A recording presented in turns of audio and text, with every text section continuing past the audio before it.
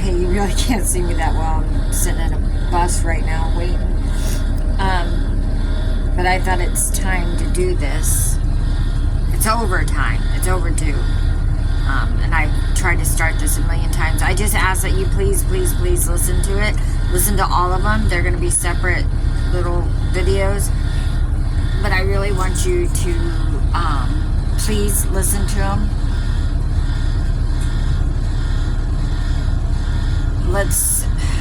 I know you're like, oh my God, you're going to start from the beginning. Of course you were born. Well, please just listen, okay? You need to see where things started and how I got to where we are, okay? So, when I was little, it was not good. But, so, we were stationed in Germany. I had such a hard time. My mom was just so hard on me. My brother. My only salvation was my father. I went through a lot of crap. And when we were stationed in Germany, there was a program that I was in. It was open to all military kids. And I would help at the end clean things up and set things up because I was asked to do that. And a couple of times the guy would, tickle me, and I would laugh and, run out my merry way.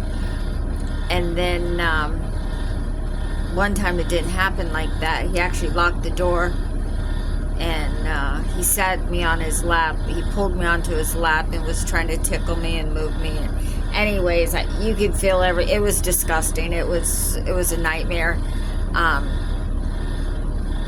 So that's where that started.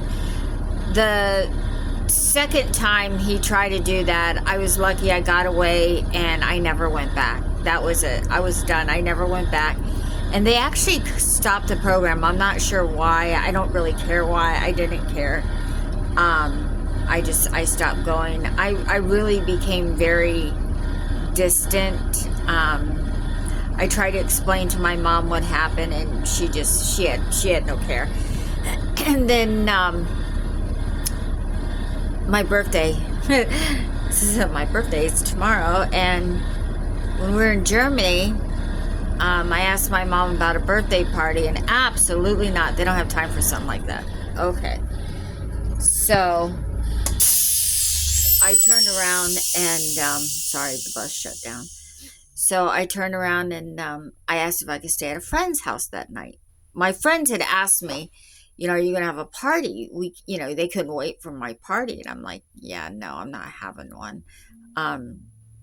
So I asked if I could stay at my friend's house, which was right next door. Like, I wasn't allowed to go any further. So, and mainly because if their dishes needed to be done or they needed something, I was right there. They can just say, hey, get your ass over here and do this.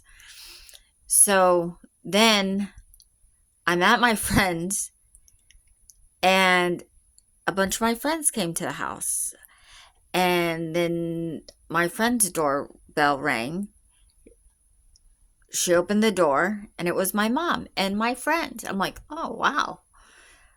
And my mom goes, you lied. I go, excuse me? She goes, when were you going to tell me? I'm like, what are you talking about?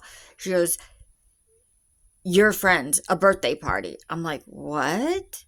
My friends had got together. They were having a surprise birthday party for me because my family did not throw me one.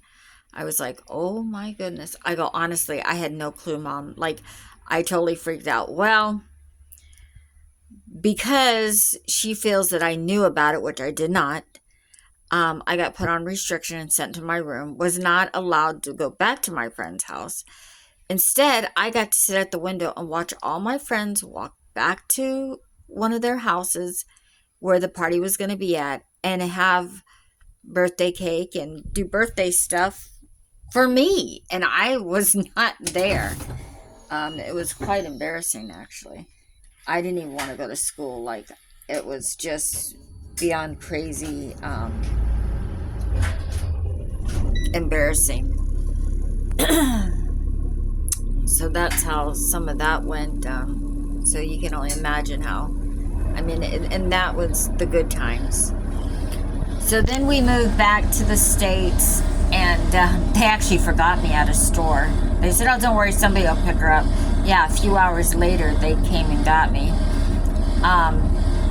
And then we moved to Fort Riley.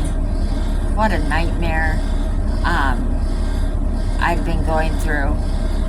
And I finally got to go out with a friend to a whole weekend with party and, you know, celebration. It was a party, yeah, celebration. So I get there and she goes, whatever you do, do not leave your drink. Don't take anything. And I'm like, I'm not going to. I don't do drugs. I don't do, you know. She goes, just don't put your drink down. I said, okay, I won't. So what happens? I take a drink from somebody. They give it to me. Now, I've never drank out of anybody's drink, so that wasn't a problem. But they gave me a drink. Well, I started not feeling good. She's like, oh, your drink was spiked. So they took me to the back and had me laid down. And when I woke up, everybody but one person was gone. I was able to get out of there, and I started running from there because of what he was trying to do. Unfortunately, he stopped me in a field, and once he was done with what he was doing,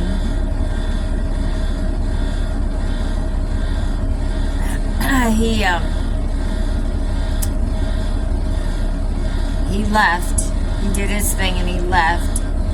I was so, oh my God, I was such a mess.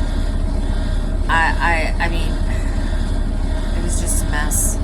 I finally found my friends and they were too drunk to drive me home, so I walked. By the time I got to the house, I was so tired. I felt dead.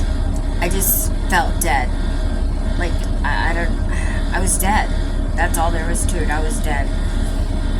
My mom opens the door and she goes, and I try to talk to her and she goes, I don't care. I don't want to hear nothing. You look like shit. Go to your room. Your brother's waiting for you. I'm like, what the hell? So I get up there and I get my ass beat again because I was late and I made them worry. I'm like, yeah, right. Like, anybody worried. My dad, yeah, but anybody else? Okay, whatever. Well, come Monday, I went to school. I ended up in the nurse's office because I couldn't sit down.